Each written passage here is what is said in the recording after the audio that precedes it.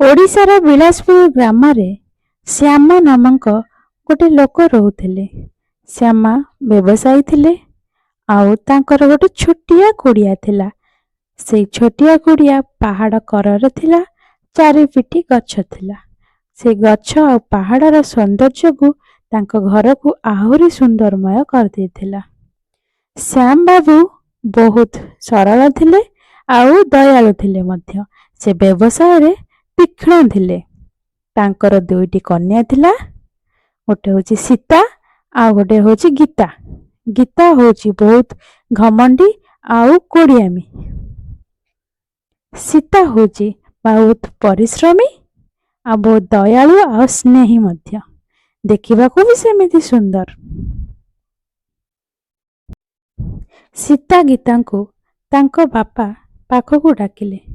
ଦି ଜଣଙ୍କର ନାଁ ଗାଁରେ ସମସ୍ତେ ଆଲୋଚନା କରନ୍ତି। ଦି ଭଉଣୀ ଦି ଗୁଣ ପାଇଁ ଗାଁ ଲୋକ ସମସ୍ତେ ଆଲୋଚନା କରନ୍ତି। ଏଇଠି ଶୁଣୁଛ? ଜାଣିଛ ନାମ ଆମ ଶ୍ୟାମା ବାବୁ ତାଙ୍କର ଦିଟା କନ୍ୟା ଏବେ ବାହା ହେବାକୁ ହେଇଗଲେଣି। ସୀତାଟା ଆମର ବହୁତ ଭଲ। ଯାହା ଘରକୁ ଯିବ ତା ଘର ଗଢ଼ିଦବ। ଏତେ ସ୍ନେହୀ। ଜାଣିଛ ସେ ସକାଳ 4ଟାରୁ ଉଠିକି ସବୁ କାମ କରୁଛି। ତା ଭଳିଆ ଝିଅ ଭାଗ୍ୟରେ ଥିଲେ ମିଳେ। ଏହା କହି ସେ ଚାଲିଗଲେ। ସେଇଠୁ ଶ୍ୟାମା, ଆରେ ମା ମାନେ ଆସିଗଲ। ଆଜି ତୁମକୁ ଗୋଟେ କଥା କହିବାର ଅଛି। ତମର ବର୍ତ୍ତମାନ ଉପଯୁକ୍ତ ବୟସ ହେଇଯାଇଛି ବିବାହ କରିବା ପାଇଁ। ମୁଁ ଭାବୁଛି ତମକୁ ଆର ହପ୍ତାରେ ବିବାହ କରିଦେବି ଗୋଟେ ମଣ୍ଡପ ଉପରେ। ତମର ଏହାର ମତାମତ କ'ଣ ଅଛି? ତୁମ ଦି ଜଣଙ୍କ ପାଇଁ ମୁଁ ବହୁତ ସୁନ୍ଦର ପ୍ରସ୍ତାବ ଦେଖିଛି। ଗୀତା, ଇ ମା, ବାପା ମୋ ପାଇଁ ପ୍ରସ୍ତାବ ଦେଖିଛନ୍ତି? ଭଲ କଥା। ମୁଁ ଯେମିତି ସୁନ୍ଦର ଆଉ ମୁଁ ଯେମିତି ବୁଦ୍ଧିମତୀ, ମତେ ସେମିତି ଭଲ ହିଁ ଜୁଟିବ। ବାପା, ତମେ ଯୋଉଟା ଠିକ ଭାବୁଛ ସେଇଟା ମୋ ପାଇଁ ଠିକ। ଆପଣଙ୍କ ଇଚ୍ଛାରେ ମୋ ଇଚ୍ଛା। ଇଏ ତ ଆଇଲା ଫୁଲେଇ ଆଉ ବହୁତ ଫୁଲେଇ। ଭାବୁଛି ତ ଇଏ ତ ଅପ୍ସରୀ ଆଉ। ଆ ପାଇଁ ଗୋଟେ ଅପ୍ସରା ଆସିବ ଆଉ। ଆ ପାଇଁ ହ୍ରିତିକ୍ ରୋଶନ, ଶାହରୁଖ ଖାନ। ଟିକେ ବକଟେ ହବନି, ଦେଖିବାକୁ ବି ଅସୁନ୍ଦର ଆଉ ଷ୍ଟାଇଲ ନାହିଁ, ଖାଲି କାମ ଆକୁ ଗୋଟେ ହିଁ ଚାଷୀ ଜୁଟିବ। ଦି ଜଣ ମିଞ୍ଜାସରେ ଛୋଟବେଳେ ଭଲ ଥିଲେ ଆଉ ଦି ଜଣ ମିଶିକି ବି ବଢିଥିଲେ। ଆଉ ସମାନ ସଂସ୍କାରରେ ଦି ଜଣଙ୍କର ଚିନ୍ତାଧାରା ଏତେ ପରିବର୍ତ୍ତନ କାହିଁକି? ଗାଁରେ ସବୁ ଲୋକମାନେ ତାଙ୍କ ବିଷୟରେ ଚର୍ଚ୍ଚା କରନ୍ତି ଆଉ ସମସ୍ତେ ସୀତାକୁ ବହୁତ ଭଲ ପାଆନ୍ତି। କିଛି ଦିନ ଗଲା ପରେ ଶ୍ୟାମ ବାବୁଙ୍କ ଘରକୁ ପ୍ରସ୍ତାବ ଆସିଲା। ଆରେ ବାବା, ତମେ କ'ଣ କରୁଛ? ମୋ ଝିଅ ବହୁତ ସରଳ ଆଉ ବହୁତ ପରିଶ୍ରମୀ। ତମ ଘରେ ବହୁତ ସରଳ ଆଉ ତମେ ବି ବହୁତ ପରିଶ୍ରମୀ। ମୋ ଝିଅ ସହିତ ତମର ପ୍ରସ୍ତାବ ପୁରା ରାଜଜଟକ। ଆସୁଥିବା ହପ୍ତାରେ ତମ ଦି ଜଣଙ୍କର ମୁଁ ବାହାଘର କରିମି। ତମେ ଚିନ୍ତା କରନି, ସବୁ ପଇସା ମୁଁ ଖର୍ଚ୍ଚ କରିମି।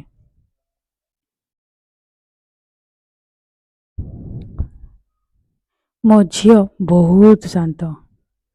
ଏହା କହିକି ସିଏ ଚାଲିଗଲେ। ଜାଣିଛ, ସୀତା ପାଇଁ ଆମେ ବୋହୂ କଲେ ହୁଅନ୍ତାନି? ଏହା ଶୁଣି ଗୀତା ଈର୍ଷାରେ ଜଳିଗଲା। ସମସ୍ତେ ଖାଲି ସୀତା ସୀତା ସୀତା ସୀତା। ସୀତା କ'ଣ ସ୍ୱର୍ଗର ଅପ୍ସରୀ? ତାର ଗୁଣଗାନ କରୁଛନ୍ତି। ମୋ କଥା କେହି ବି ପଚାରୁନାହାନ୍ତି। ସେ ଏମିତି ଅପ୍ସରୀ, ତାକୁ ଗୋଟେ ବଳେ ମୁଣ୍ଡିଆ ଏକରେ ଜୁଟିଛି, ଭଲ ହେଇଛି। ରାତି ଦିନ କି ଖାଲି ଯାଇକି ବିଲରେ କାମ କରିବ, ଘରେ କାମ କରିବ, ଗାଈ ଗୋରୁ ଖାଇବା ଦେବ, ଏଇଆ ହିଁ ତା ପାଇଁ ଉପଯୁକ୍ତ। ବହୁତ ଘମଣ୍ଡ ଦେଖଉଛି ନା, ତାକୁ ସମସ୍ତେ ମୁଣ୍ଡରେ ବସେଇଛନ୍ତି। ତାକୁ ସମସ୍ତେ ପ୍ରଶଂସା କରୁଛନ୍ତି। ବାପା, ତମେ ଯୋଉ ପିଲା ଠିକ କରିଛ, ସୀତା ପାଇଁ ସେ ଠିକ ପିଲା, ଉପଯୁକ୍ତ ପିଲା। ମୋ ପାଇଁ ତ ଗୋଟେ ଅଫିସର ହିଁ ଆସିବ। ମୁଁ ଏତେ ସୁନ୍ଦର ନା, ମୁଁ ଖାଲି ତ ଅୟସ ହିଁ ଅୟସ କରିମି, ଆରାମରେ ରହିମି। ମୁଁ ଏଇ ସୀତା ଭଳିଆ କାମ କରିପାରିବିନି। ବିଲରେ ଯାଇକି ଠିକ ହେଇଛି, ବିଲରେ କାମ କରୁ ସିଏ। ଏହା କହି ଗୀତା ସେଠୁ ବାହାରିଗଲା। ଶ୍ୟାମ ବାବୁ ତାକୁ ଦେଖିକି, ଆରେ ବାବା ରୋହନ, ଆଚ୍ଛା ତମ କମ୍ପାନୀ କେମିତି ଚାଲିଛି? ଭଲ। ଗୀତା ସେଇଠୁ ଦେଖିକି ରୋହନକୁ ବହୁତ ଖୁସି ହେଲା, ଆଉ ତା ମନରେ ଗର୍ବ ଅହଙ୍କାର ଦ୍ୱିଗୁଣ ବଢିଗଲା। ବାହାଘର ସପ୍ତାହ ଆସିଲା କ୍ଷଣି ଶ୍ୟାମବାବୁ ଗୋଟେ ମଣ୍ଡପରେ ଦୁଇ ଝିଅଙ୍କ ପାଇଁ ଧୁମଧାମରେ ଆୟୋଜନ କଲେ। ଦି ଝିଅଙ୍କର ଅନ୍ତରପାନ୍ତର ସେ କେବେ ବି କରିନଥିଲେ। ବାହାଘରରେ ମଧ୍ୟ ସମାନ ଯୌତୁକ ସୁନା ଗହଣା ଦେଇକି ବିବାହ କଲେ। ତାଙ୍କ ପାଇଁ ସମସ୍ତେ ଗାଁ ଲୋକ ତାଙ୍କୁ ପ୍ରଶଂସା କଲେ, ବରକନ୍ୟାକୁ ଆଶୀର୍ବାଦ ଦେଲେ। ବରକନ୍ୟା ଯେମିତି ରାଧାକୃଷ୍ଣଙ୍କ ଭଳି ଯୋଡ଼ି କରିଥିଲେ, ସମସ୍ତେ ପ୍ରଶଂସା କଲେ। ପରସ୍ପରଙ୍କ ପ୍ରତି ଯୋଡ଼ି ବହୁତ ସୁନ୍ଦର। ବାହାଘର ସମ୍ପୂର୍ଣ୍ଣ ହେଲା ପରେ ଜେଝା ଜେଝା ଶ୍ୱଶୁର ଘରକୁ ଚାଲିଗଲେ। ଗୀତା ତା ଶ୍ୱଶୁର ଘରେ ପହଞ୍ଚୁ ପହଞ୍ଚୁ, କିଏ ପରିଷ୍କାର କରିଛ? ଏ ଘର କିଏ ଅପରିଷ୍କାର ହେଇଛି? ଏ ବେଡଟା କାହିଁ ସାଇଜ ହେଇନି? କି କାମ କରୁଛ? ଜଲ୍ଦି ଜଲ୍ଦି ସଫା କର। ଆଉ ମୋ ପାଇଁ ନଡ଼ିଆ ପାଣି ଆଣ, ମୁଁ ପିଇବି। ଆଉ ତା ସହିତ ଲେମ୍ବୁ ଆଣିବ, ମୋ ମୁହଁରେ ଘଷିବି। ଆଉ ଏଠି ଗଲାବେଳେ ଏସିଟା ଲଗେଇ ଦେଇଯିବ। ଏଠି କାମ କରୁଛନ୍ତି। ମୋ ପାଇଁ ଗୋଟେ ପିଜ୍ଜା ନେଇକି ଆସିବ, ତା ସହିତ କଫି। ମୋ ମୁଣ୍ଡଟା ବହୁତ ଜୋର ବିନ୍ଧୁଛି, ଜଲ୍ଦି ଯାଅ। ଏହା କହି ତା ପରଦିନ ଗୀତା ମଡର୍ଣ୍ଣ ଡ୍ରେସ୍ ପିନ୍ଧି ଖଟ ଉପରେ ବସିଗଲା। ରୋହନ କହିଲା, ଇଏ କି ଗେଟଅପ ଗୀତା? ଇଏ କଣ? ଗୀତା ସେଇଠୁ ରାଗି ଯାଇକି ଠିଆ ହେଇ କହିଲା, ତମେ କହୁଛି କର, ବୁଝିପାରୁନ ନା କଣ? ଆଜିକାଲି ଯୁଗ କେମିତି ହେଲାଣି, କେମିତି ପିନ୍ଧୁଛନ୍ତି? ମୁଁ ତ ବେଳୁରୁ ମଡର୍ଣ୍ଣ ହେଇକି ହିଁ ରହିବି। ତମ ଭଳିଆ ଗବାର ହେଇକି ରହିବିନି। ସକାଳୁ ରାତି ପର୍ଯ୍ୟନ୍ତ ଖାଲି କାମ ହିଁ କାମ। ଏନ୍ଜୟ ବୋଲି କିଛି ଲାଇଫ ହିଁ ନାହିଁ ତମର। ଝିଅକୁ ବାହାଘର ମାସେ ହେଇଗଲାଣି, ତମେ ମତେ କୋଉଠି ଟିକେ ବୁଲେଇବାକୁ ନେଲଣି? ସମୟ କିଛି ଦେଲଣି? ରୋହନ ସେଇଠୁ କହୁଛି, ତମେ ଯେତିକିରେ ଲୋକ ସେତିକିରେ ରୁହ। ତମକୁ ଅଏସ ଆରାମ ମିଳୁଛି ନା? ଆରାମରେ ବସିକି ଏଠି ଖାଉଛ ନା ଏସି ତଳେ? ନାରୀ ନାରୀ ହେଇକି ରୁହ, ଘରର କାମ କର। ତା ପରଦିନ ଗୀତା ସୁଟ ବୁଟ ନାଇ ମାର୍କେଟ ଯିବାକୁ ବାହାରିଲା। ନା ଶାଢ଼ୀ ପିନ୍ଧିଛି ନା ମୁଣ୍ଡରେ ଓଢ଼ଣା ଦେଇଛି। ସେଇ ଗେଟଅପରେ ତା ଶାଶୁ ତାକୁ ଦେଖିଦେଲା। ହାଲୋ ମୋ ବୋହୁରାଣୀ, ତୋ ବାପା ଏତିକି ଶିକ୍ଷା ଦେଇନି? ମୁଣ୍ଡରେ ଓଢ଼ଣା କାଇଁ, ଶାଢ଼ୀ କାଇଁ, ଇଲୁ ଇଲୁ ମା, ବୁଟୁ ସୁଟୁ, ଛି ଛି ଛି, ଲାଜ ସରମ ନାହିଁ? ଘରର ବୋଉ ହେଲୁଣି, ଝିଅ ହେଇକି ଅଛୁ? ତୁ ଯେମିତି ବୋଉ ହେଇକି ରୁହନ୍ତି ସେମିତି ବୋଉ ହେଇକି ରହ। ଆଉ ମୋ ପୁଅର ପଇସା ଏତେ ବର୍ବାଦ କରନା। ସୀତା, ତମେ ଛୋଟ ଘରେ ଖୁସି ଅଛ ତ? ମୁଁ ତମକୁ ବଡ଼ ଘରେ ନ ରଖିପାରିମି। ଏ ଛୋଟ ଘରେ ତମକୁ ବହୁତ ସମ୍ମାନ ଦେମି। ଆମେ ମିଶିକି ମେହନତ କରିବା, ବହୁତ ବଡ଼ ଲୋକ ହେବା।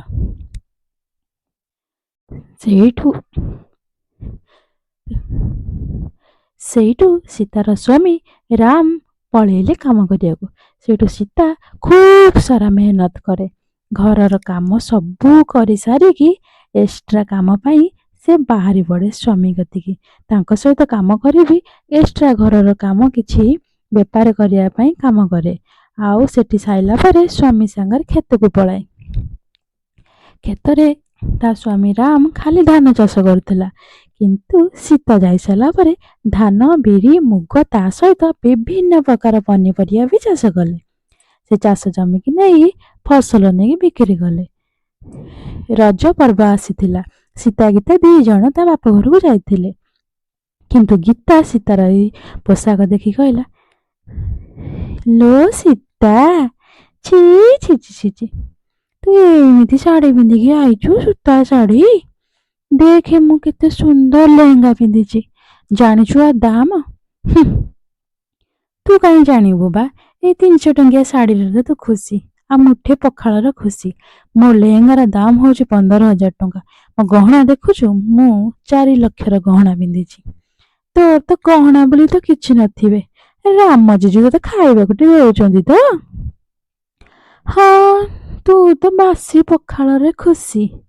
ବଡି ଛେଚା ହେଇଗଲେ ତୁ ଖାଇବା ହେଇଗଲା। ତୋର ଆଉ କଣ ଦରକାର? ତୁ ଯେମିତି ନା ତତେ ମିଳିଛି ସେମିତି। ମତେ ଦେଖ, ଅଏସ ଆରାମ, ଶାଶୁଘରେ ମତେ କିଛି କାମ କରିବାକୁ ପଡୁନି। ଆରାମରେ ରହୁଛି, ହୁକୁମ ଚଲଉଛି, ସମସ୍ତେ ମୋ କାମ କରୁଛନ୍ତି। ଆଉ ତୁ ରାତି ଦିନକୁ ଖଟି ଖଟି କଳା କାଠ ପଡିଗଲୁଣି ଲୋ। ସେଇଠୁ ତା ଶାଶୁଘରକୁ ଆସି ସାରିଲା ପରେ କିଛି ଦିନ ପରେ ତା ଶାଶୁ ତା ଉପରେ ବହୁତ ଜୋର ରାଗି ଯାଇଥିଲା। ଆଲୋ ଆଲୋ ଅଲକ୍ଷଣୀ, ମୋ ପୁଅର ତ ଚାକିରି ଖାଇଲୁ, ବେପାର ବୁଡେଇଲୁ, ଏବେ ସଜ ଧଜ ହେଇକି ମୋ ପୁଅ ପଇସା ଆହୁରି ବର୍ବାଦ କରୁଛୁ। ଯା, ମୋ ଘରୁ ବାହାରି ଯା। କଣ ଦେଖି ତତେ କୋଉ ତିଥିରେ ମୋ ଘରକୁ ଆଣିଥିଲେ କିଏ ଜାଣେ। କୌଣସି କାମକୁ ଧନି ନା, ଘର କାମ ନା ସାହାଯ୍ୟ କରିବେ ନା କୋଉଥିରେ। ବାହାର ମୋ ଘରୁ, ଆଉ କେବେ ଏଠିକି ଆସିବୁନି। ତୁ ଅଲକ୍ଷଣୀ ଗଲା ପରେ ମୋ ଘର ଠିକ ସଜାଡି ହେଇଯିବ। ମୋ ପୁଅ ଜୀବନକୁ ନର୍କ କରିଦେଇଛୁ, କିଛି କ୍ଷମା ଫେମା ନାହିଁ। ଏହା ଶୁଣି ଗୀତାର ବହୁତ ଆଘାତ ହେଲା ତା ମନକୁ। ଯୋଉଠି ସେଲ୍ଫ ରେସ୍ପେକ୍ଟ ନାହିଁ, ସେଇଠୁ ଗୀତା ବାହାରିଗଲା ତା ବାପ ଘରକୁ।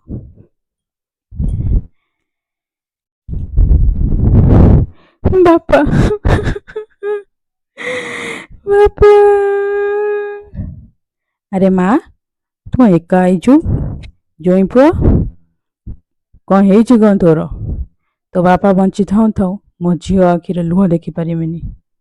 କଣ ହେଇଛି କହ? ବାପା, ମତେ ସେ ଘରୁ ବାହାର କରିଦେଲେ।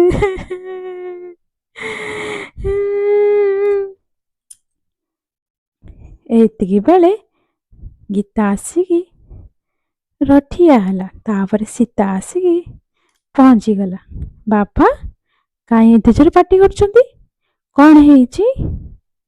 ଗୀତା ସେଇଠୁ ତା ବାପା ସବୁ କଥା କହିସାରିଲା ପରେ ଗୀତାକୁ ଧରି ସୀତା ତା ଘରକୁ ପଳେଇ ଆଇଲା। ତାପରେ ତାଙ୍କ ରାମକୁ, ରାମ ଜାଣିଛ, ଆଉ ଏମିତି ଅସୁବିଧା ହେଇଯାଇଛି, ମୋ ଭଉଣୀ ଆଜିଠୁ ଏଠି ରୁହନ୍ତାନି।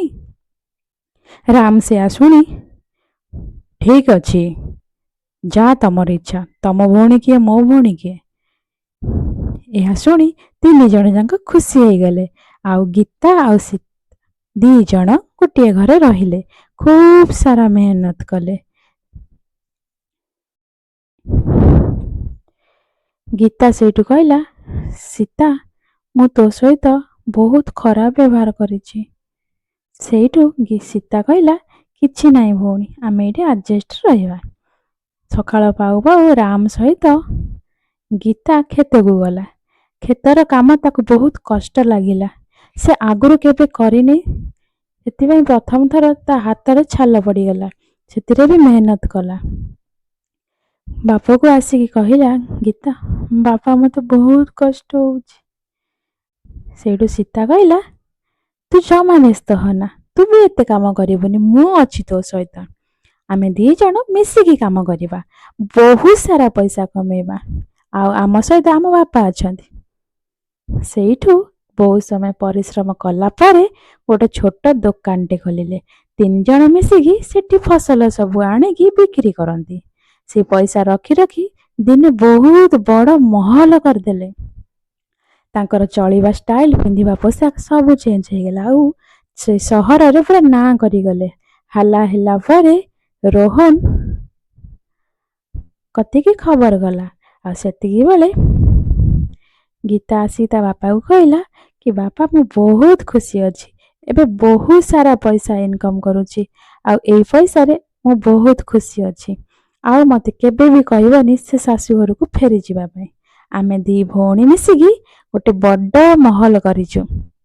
ସେ ମହଲକୁ ଯାଇକି ତମେ ଦିନେ ଦେଖିବ, ଆମେ ସେଠି କେତେ ସାରା ଇନକମ୍ କରୁଛୁ ଆଉ କେତେ ଭଲରେ ଅଛୁ। ଆଜି ସୀତା ଦେଇ ପାଇଁ ହେଇଛି। ସେତିକି ବେଳେ ରୋହନ ଆସିକି ପହଞ୍ଚିଲା ଗୀତାକୁ ନବା ପାଇଁ। ସେତିକି ବେଳେ ଏଣ୍ଟ୍ରି କଲା ଗୀତା। ବାବା, ଏ କିଏ ଆସିଛନ୍ତି କି? କଣ ପାଇଁ ଆସିଛନ୍ତି ଏଠିକି? ସେଇଠୁ ତା ବାବା କହିଲେ,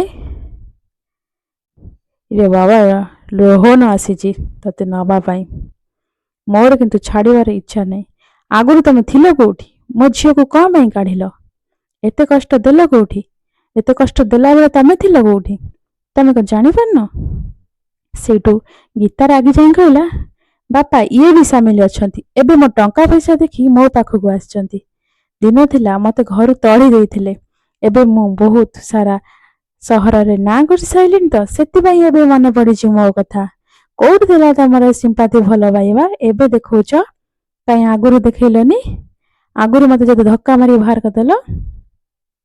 ସେଇଠୁ ରୋହନ କହୁଛି, ମୋର ଭୁଲ ହେଇଯାଇଛି ଗୀତା, ଏବେ ମୋ ସାଙ୍ଗରେ ଚାଲ। ମୁଁ ଅନୁତାପ କରୁଛି, ମୋର ଭୁଲ ହେଇଯାଇଛି। କିନ୍ତୁ ଗୀତା ତା ସହିତ ଯାଇନଥିଲା।